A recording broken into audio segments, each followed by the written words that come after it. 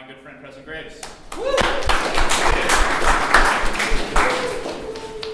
Thank you guys for coming out first. I appreciate it. I'm honored Brian and Paula asked me to officiate this ceremony. I have notes. Yeah, so as Grant said, Seattle-based guy. I went to community college at Mesa Community College for 2 years or so, kind of taking classes here and there before I settled in, started taking a lot of art classes, and then transferred 80-some credits. So I was at the Art Institute in Chicago for about 2 years. I'm really glad that I did it that way. I'm making a bigger deal out of it because it's relevant. It's art school expensive. So the time I spent in Chicago, I feel like it's worth mentioning that the Field Museum of Natural History is a place that I spent a lot of time with bug collections and dioramas. I think an overarching theme in any art I've ever made is me trying to think about just nature and my relationship with nature, or a little bit broader than that. So the time that I spent looking through collections of bugs and birds, it's still kind of right where my head is at 15 years later. I guess first I was going to just talk a little bit materially about what we're looking at, and I'm sure I'll bounce around some with where the conversation is, and if any questions come up, I won't be offended if you interject or ask. There will certainly be time for that at the end as well. So these are all big drawings, paintings. I'll have a hard time with labeling them one or the other because I don't care. I think that I make the same marks or very similar sensibilities in the marks that I make with paint or ink, and just because it's not paint doesn't make it not a painting, and just because it's not a pencil doesn't make it not a drawing. It's not a distinction that's very important, but for convenience I call these drawings because there's an immediacy in making them where I'm kind of making marks and responding in a quicker way that makes them related to drawing. So the wax, they're all ink and wax on paper, and the wax is used as a resist. It's something that I've done for a lot of years, where any of these little white marks are kind of the preserved paper by just drawing on it with clear wax, just kind of like canning wax from the store, or I've used beeswax. There's something, I think, pretty satisfying as a maker, not knowing what's going to happen and kind of having some of what the art is reveal itself during the process and as I go. I'm not the type to have an idea and execute. I don't fancy myself much of an idea guy. I'm more of an experiential guy and a reactor and responding. Ideally, I think I'm at my best when I'm able to just respond. So nothing is drawn out or thought about. And the wax really kind of facilitates some of the process of discovery for me, and I hope that there are several different things that are the process of discovery in mind. I hope some of that ends up coming across. So the generally what I would do when I made these, I've made all these in the last year and a half about. I started making them when we moved back to Seattle last April, and I spent the previous 6 years about in the desert in Arizona, where I grew up, and I'm more of a foresty, watery guy. So getting back to the Northwest, I would go to the tide pools that live a mile and a half from the water, and so I go down there on a lot of days, get some coffee, and just wade around knee deep in the water, looking at all these fascinating creatures. And the time spent there is really good for me as well, with the sound of the water, relaxing, all that. So I would go down there, and a lot of the inspiration is directly from experiences spent kind of at the shore there. The space where land and water meet. I think there are a lot of things about that are interesting and kind of romantic and mysterious on its own. So an example might be, like these things here are almost direct sea cucumbers. They're kind of branched diverticula. They have these big lungs and feeding tentacles that stick out. And if they get upset, every once in a while they auto-eviscerate. They just barf out all their insides. And I think they do it every once in a while just to regenerate new ones, which on its own is sort of like whatever you're learning about art for. They can barf out all their organs. So I get really excited about the different creature scenarios. the idea that everything there, like everything I'm standing on is a thing, like everything is just teeming with activity in all sizes and scales, and the diversity is pretty phenomenal.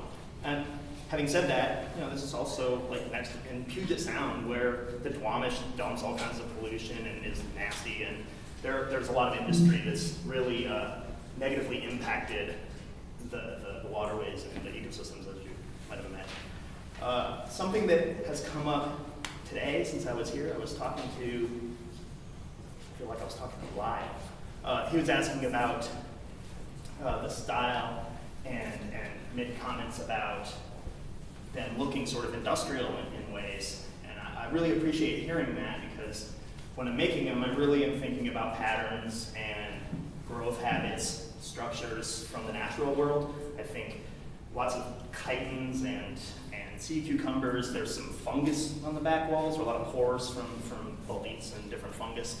Nudibranchs, sea slugs.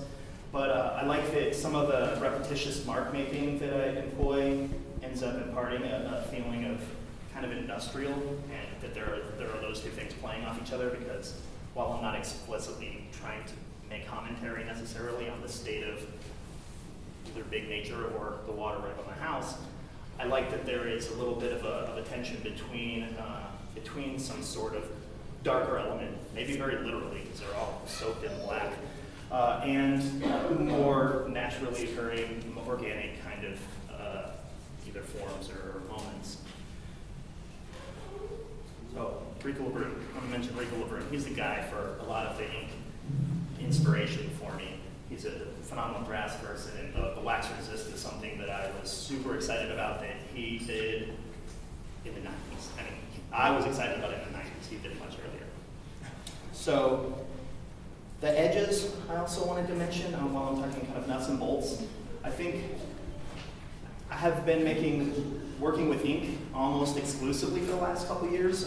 Previously done a lot of painting, and I tend to work and bury things and really labor over things often, and I find a lot of value in that. There's just putting in work on things. I'm a big proponent of that, and when I've taught in the past, I'm a big advocate of that. If you don't get good by being good or knowing something, you just work. It's like you practice something and you develop muscle memory and your responsiveness and your kind of ability to thoughtlessly react and respond is terribly important. So I think that I do with painting, I spend more time laboring. With these, I found that I exhibited much more restraint than I'm accustomed to, and I think it's very important to me in the process and in the way the work looks. The edges that I started with, I think the edges of the paper is one thing. I decided that they should all hang and be these kind of skins and float away from the walls, just really acknowledging that they're objects and they're just, you know, it's just a big piece of paper. But the edges within the work is something that I think about continuously.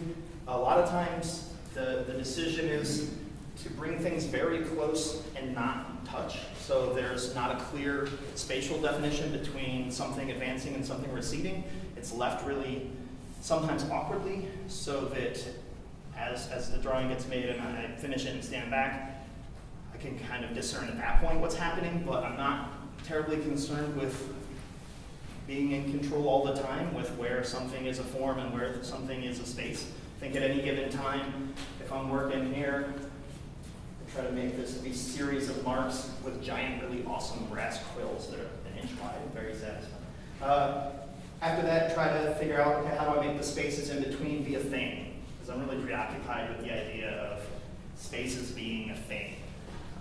So the edges, I think a lot of times they're near meeting, but not meeting, create this continual flip-flop where this black shape might flip forward and then drop back behind or in front of this. All these spaces kind of are in this continual kind of battle for prominence and for kind of agency. So that's something that if I had to think of what's the most important design element in any of these, that might be it. And it's something that I have not dealt with as much to this point because I'm used to being very confined to the idea that I'm controlling where these things lay and that I'm orchestrating. With this, I think I'm acknowledging and embracing being less controlling, and that led me to some different places. The ink really has something to do with that as well. It's this watery material that just kind of does what it likes a lot of times. So a lot of the process is lay down some marks and they bleed all over the place, and then kind of see what they did to inform my next decision. I think that they're getting more abstract with time partially because of that, because more of my responses are to what's happening in the work rather than what's in my mind or out in the world. Let's look over this way just to change. Okay, Preston, you mentioned the big brass kit. I was wondering if you had, like, what you're talking kind of materially, if there were other tools that were specific to the creation of these that you use or that you find particularly like useful in addition to like the wax and is there a specific brush that you love or? I have a handful of really loved brushes for ink. Paint brushes I just beat up, and they don't stick around, and it's not as important to me what they are. I love hog brushes. They're cheap and disposable practically. But I have some really nice ink brushes that are easy enough to wash out. So I have one that's about 7 inches long that I think is very important.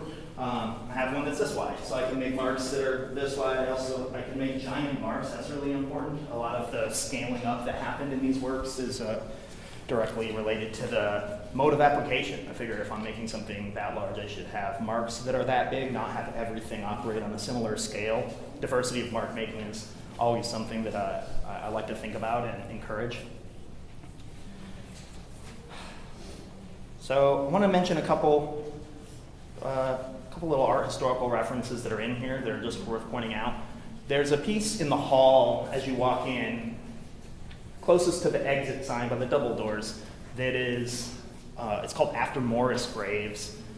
It's a happy coincidence that my last name and his last name are very similar. But there was a show of Northwest Mystics at the Seattle Art Museum last year that was pretty good. But there were a couple Morris Graves pieces there that really struck me, and that piece was directly made in response. Apparently I had kind of combined 2 of his pieces into one in my mind. I guess while I'm there I should mention that the references in all of these are indirect in that way. I take photos with my phone like y'all do when I'm at the beach or in the forest, but I don't look at them when I'm making work. I've always liked the idea of the process of the making, coming up with this new thing, even if it's referencing an existing form. And in a real big way, I love the descriptions of sea monsters that monks transcribed because of a verbal description. So you get a piece of floating kelp that now is this kraken. I think that's pretty awesome. And so part of the reason why I either work observationally, which is not the case in any of the pieces in here, or I work from memory with references that are kind of recent, but not immediate. I'm not looking at something and then making marks. Everything is happening kind of as it happens. So the other art historical reference that is kind of always around for me these days is from a Titian painting. He's got a couple of them, and I'm sure other people have paintings of St. Margaret and the Dragon. And there's a story that goes along with it about Margaret not marrying who she should and getting eaten by the devil as a dragon, her piousness allowing her to bust up through that dragon with a cross. That's not really my main interest in that painting. It is that the painting is at the water's edge. There's a cliff. There's a woman emerging from a curvy, dark mass. And there's a sort of indecipherable change between a landscape and rocks and this beast, this sea serpent thing.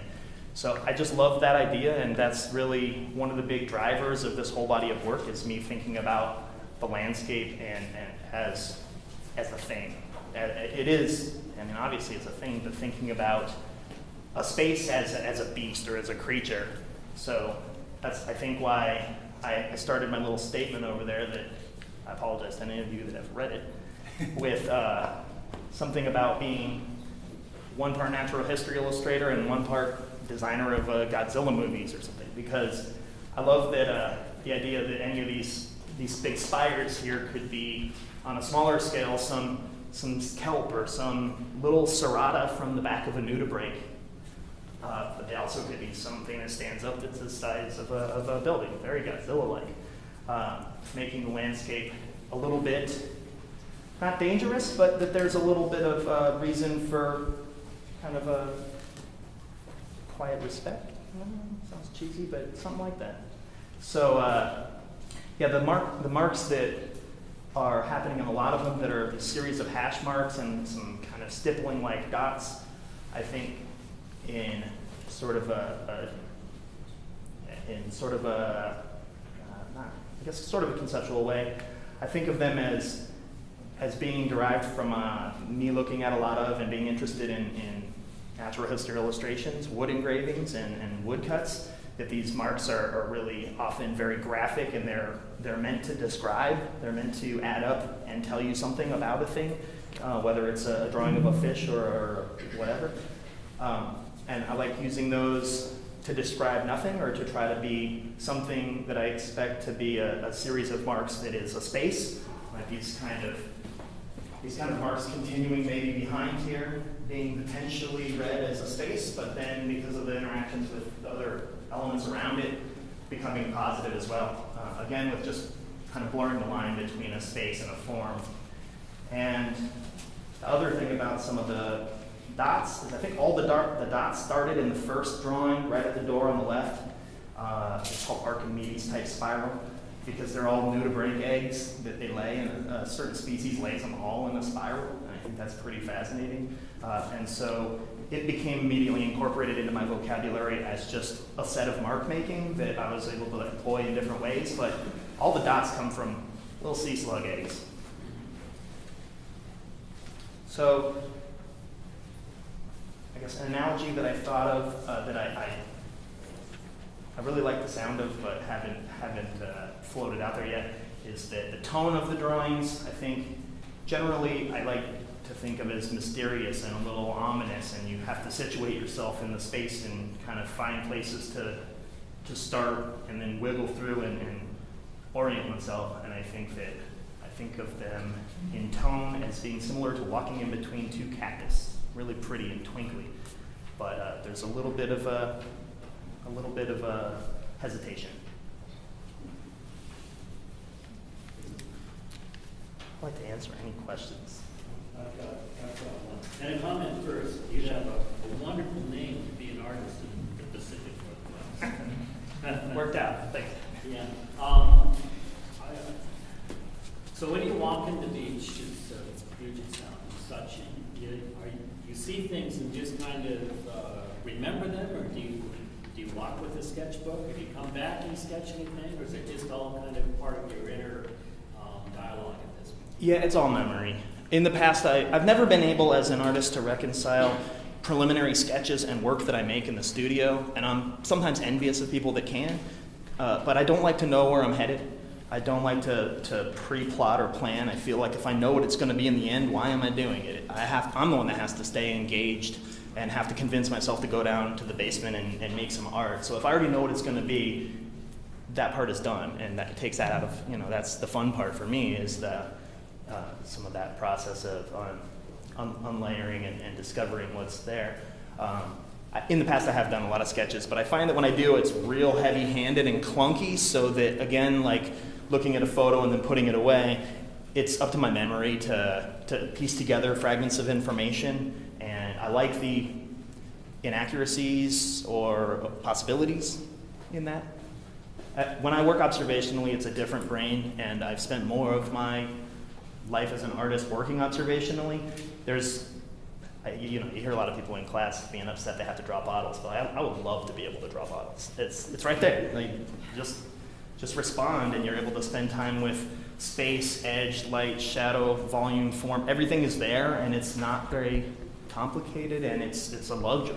So when I work observationally, I'm able to kind of get into the transy zone a little easier, where I'm not sure what I'm doing, and I'm just responding to this edge to this edge, this edge to this edge, this shape to this shape, and there's something beautiful about that. And then in the end, I can stand back and kind of see what I've done.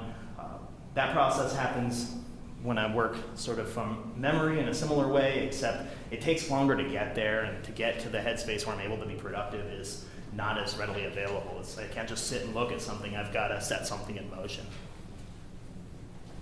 do you find that a reliance on chance and memory versus like direct action or pattern, like, does that relate in any way to some of what you were saying earlier about like edges being different, like the difference between a soft edge or a hard edge, or like a decision that's clearly based on like pattern or a specific tool, as opposed to letting the material kind of just run where it will run and then reacting back to that? I mean, I think it's certainly related, and I think that I probably went through a long period of time where I didn't like the idea of materials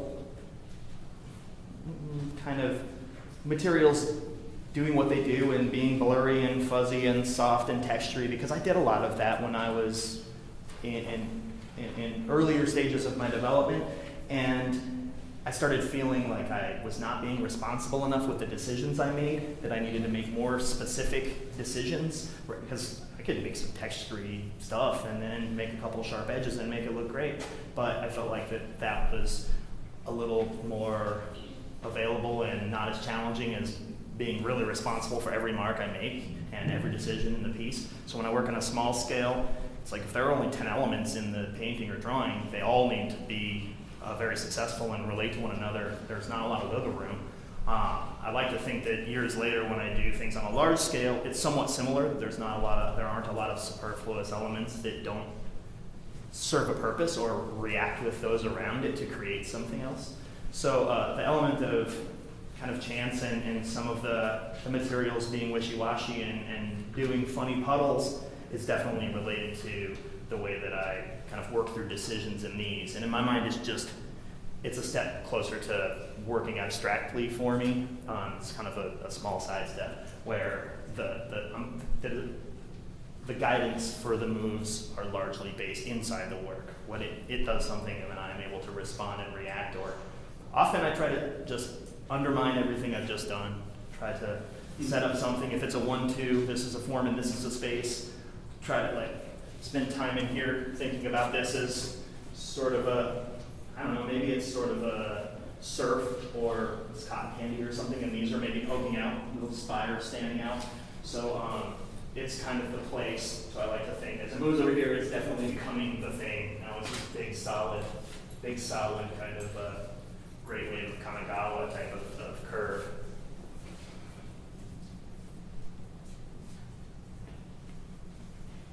There's kind of a tension of control over there on the right, though, where you've got these really crisp edges mixed with this like really soft, wet on wet blend. That to me, like I think, and I know I'm supposed to phrase this in a question. I think it's just an observation, really. But it's one of the moments for me. A lot of that is kind of coalescing around some of what you're talking about, where it becomes spatial and figurative in the sense of it being a creature at the same time, because they stand up as these objects, but then each one of those are these kind of almost cosmic little windows.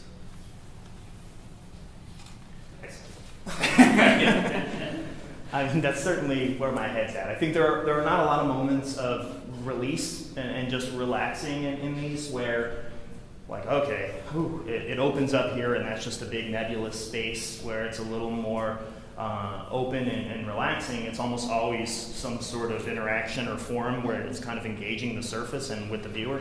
So I think that, yes, that happens often and is something that is really right at the top of my brain lately. I think this piece here, the spires that I think happened, I think there was something about tube worms at the same time as volunteer asparagus growing in my yard, and something about these scapes poking up out of the ground or the surf or something, I think were just compelling forms. And that's a good example of maybe how a texture or a pattern or something in nature becomes a subject in the work. It's not necessarily a one-to-one, I saw this so I draw this. It's a little more vague than that, or a little more oblique reference.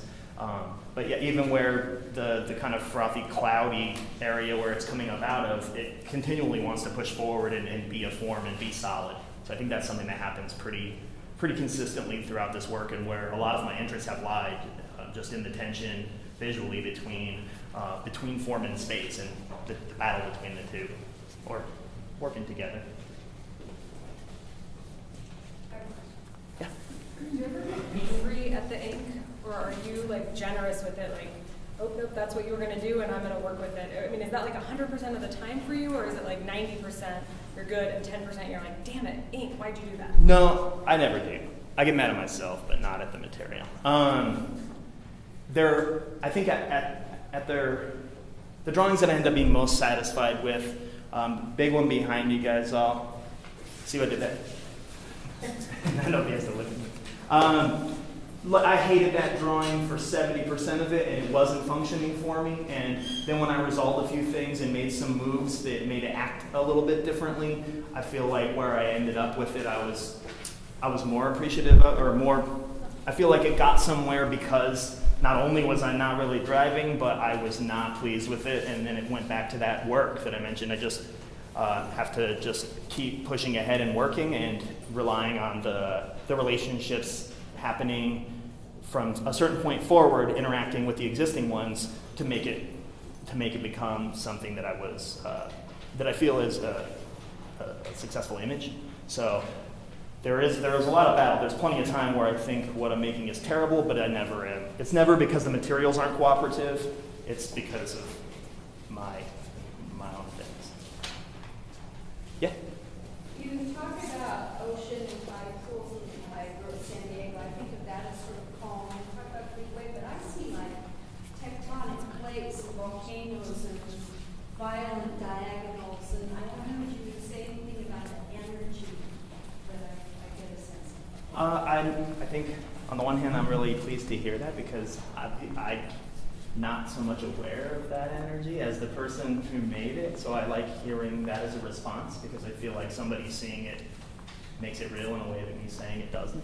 But and added to which, this is the first time I've been able to stand back more than 3 or 4 steps from these larger pieces, particularly. I think that is really in line with some of the interests to have very small, kind of seemingly passive moments in the natural world, the little gills on a small crab or something, become a texture that reads as a mountain or as a larger element, where, like this drawing underneath the big bullseye on the left, have all those mountains are really directly referencing arms of starfish clinging to the underside of a rock.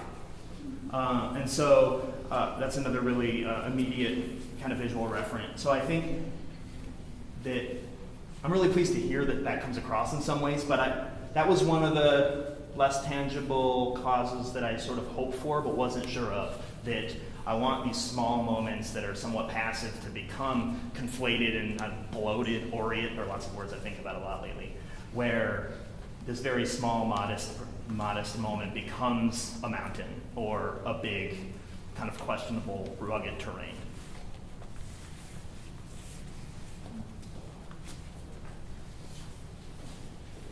Can I ask a technical question? Please. Could you explain a little bit more about the wax? Because when I look at them and I can't see that there's any wax on there. And I wonder also with the gradations, do you do some painting and then wax over that and then keep painting and then more wax and then keep, or do you remove the wax at some point? Yes, all that except the removal of wax. I do, like, all these white dots are all wax that was put down when the paper was white and naked. So then any value that goes over it, the wax preserves the white of the paper. That's not the case in any of these other areas. Those are just left blank, but those specifically those dots. And then down here there was some sort of value first. There are actually 2 different value dots within this field, and a lot of times, and then I guess this is a good example where this value was laid down, and then dots are on top of it, and then the second and third value. So the wax just preserves whatever value is down on the paper. By and large, it sort of makes, it's like a masking in watercolor or a masking tape in some sort of other material. It just doesn't allow the wet media to go there. So actually all of these marks are all drawn with wax. And when I can't tell what I'm doing and can't see what I'm doing and just get into a mode of some sort of making of a system that usually unravels at some point. And those are the things that really I find compelling. The mark making and just the image making. That I can spend all day being pleased about this line being made by resisting ink going there, right next to a line that's made by very carefully bringing two things next to each other without touching. And what'll come in real handy and drive you crazy if you do any ink things is trying to keep working. I think these require a lot of time to step away and let things settle and dry to make decisions.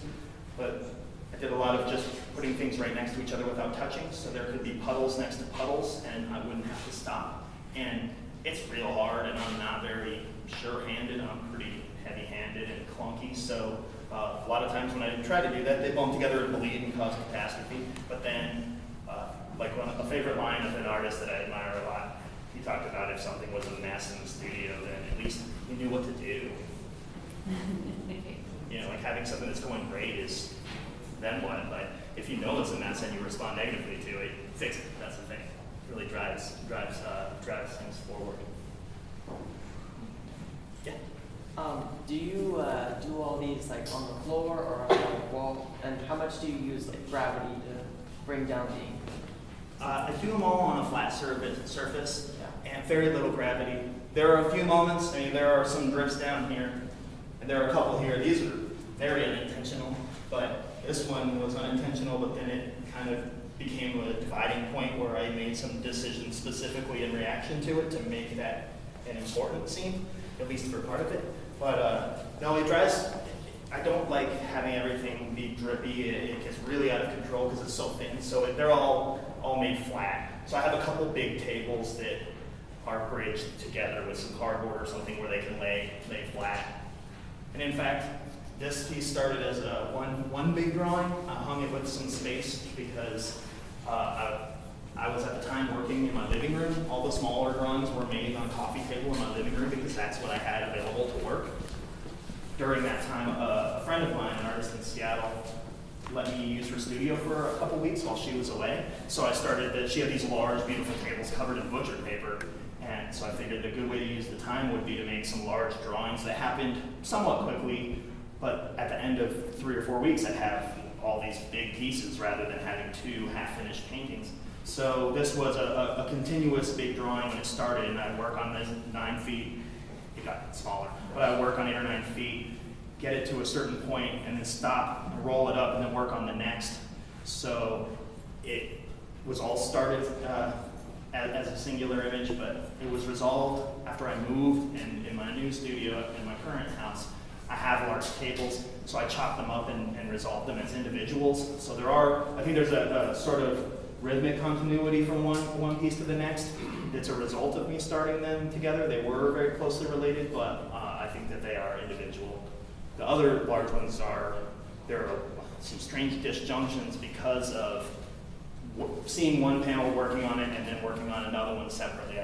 I only carried marks across an edge. I did it none on here. I think this is close.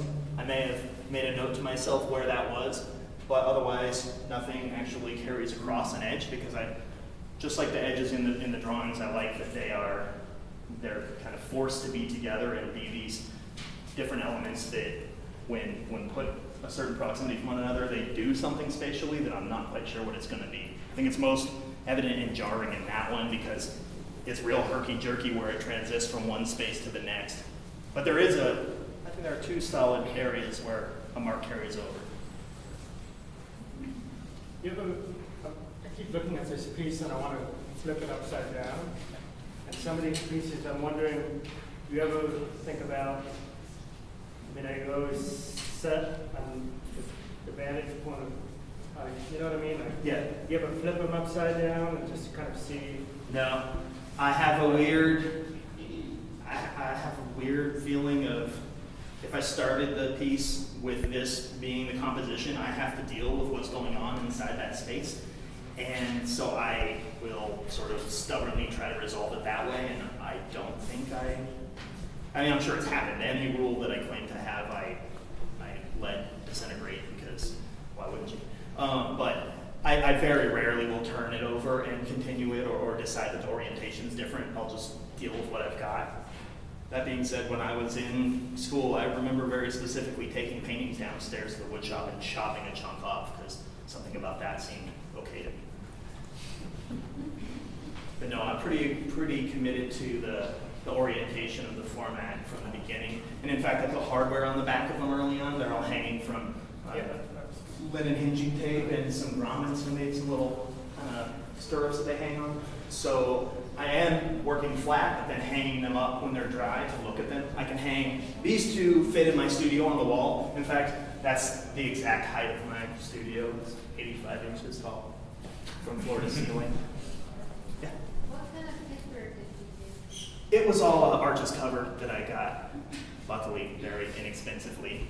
I got big rolls of 9 yards at a time for a good deal when Daniel Smith was getting rid of it, so they're all on that. Except, sorry, the smaller pieces are heavier. They're maybe 250 or 300 pound watercolor paper that really got some heft to them. A lot of your textures look Japanese influenced. Do you believe that's true? Absolutely. Absolutely. And a lot of the thinking about space, as much as I talk about not trying to order the space too much, that's an interest in like Indian miniature paintings and I love any ukiyo-e prints and spend a lot of time looking at Yoshitoshi is my favorite of the bunch. But the space kind of going up instead of being stacked, and I'm sure Brent has talked to a number of you guys about ideas of perspective. I rarely try to have too much very singular perspective, and with these being more or less scrolls, the idea of the space kind of progressing as it goes and working in and out, and there's an element of time that is also a little newer to me, where decisions I'm making over here are likely happening at a different place and coming from a different headspace than decisions over here, so time is involved in a way that is not as historically true of my work. But yeah, I think that there is no better spatial organization to look at than Japanese drawings and prints. Can you tell us about your water-soluble crayons? Oh, sure. Yeah, I make some little crayon drawings periodically, and they're something that I can do sort of quickly and just work through ideas in color without committing to making a full painting, or really it's something I can set in motion that is kind of easier and low impact. So there are usually some of those happening, or lately some of those happen on a Sunday while I drink a beer and watch football, just so there's always something happening feeding the studio. And I like these being up as a little group, but I don't think that as individuals, any of them are compelling enough to be a single, possibly larger image. I think I've drawn with crayons for a lot of time. In fact, I did a workshop here. I don't know if any of you guys are around, and it was maybe 2 years ago. Yeah. I did a workshop here in one of Grant Hoddle's painting classes where I made everybody draw with crayons all day, and first made everybody crazy, and it seemed like everybody really responded positively after that. The reason I like it to start with for myself was at the Field Museum in Chicago. We were in, my friend and I, John Butcher, and I'm Preston Craves. We were like an awesome team where teachers said, Butcher, Graves, you guys are making some good drawings. I'm really satisfied that could happen. We were in a scientific illustration class at the Field Museum, and we would get to go behind the scenes into all the research collections, and phenomenal opportunity. And so we just, at some point, decided that it'd be a really good idea to draw clunky crayon drawings. And so I have a stack of drawings of dioramas from the museum in crayons. I like that the options available to me to describe in color and value were very limited, so I had to just deal with what I had, and I could do them quick. I would spend about 30 to 45 minutes on them max. I still do that observationally, and I've got a bunch of drawings of fungus at home, and I draw the flower blooms, the cactus blooms when I was in Arizona. Go to the botanical garden and draw the blooms before it got to be 100 degrees at 9 in the morning.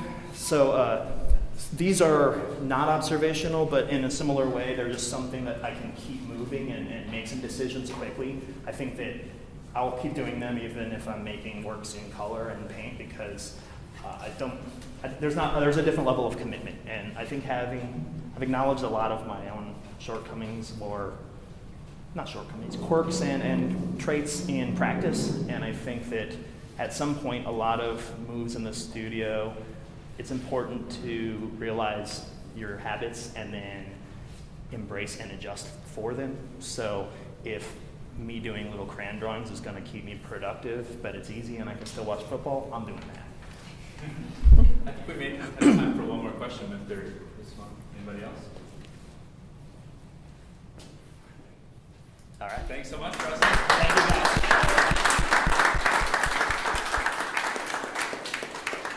I appreciate you guys coming out and checking it out. Thank you very much. The